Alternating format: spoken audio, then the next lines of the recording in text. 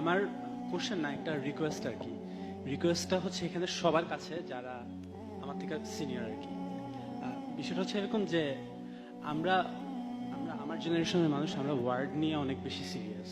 তো আপনারা যখন আসলে আমাদের এই গণ অভ্যুত্থান বা রেভলিউশনটাকে একটা প্রোটেস্ট বা আন্দোলন হিসেবে বলেন, তখন আসলে আমাদের অনেক খারাপ লাগে।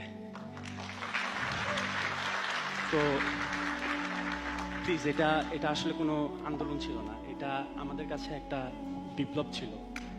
আমার ফ্রেন্ড যারা হচ্ছে সামান্য তেলাপোকা ভয় পাইতো, ওরা মেশিন গানের সামনে দাঁড়ায় ছিল, ওরা তখন ভয় পায় নাই। তো এটা আসলে আমাদের হৃদয়ের ভিতরে একটা বিপ্লব কাজ করছিল তখন, যেটা এখনো আছে।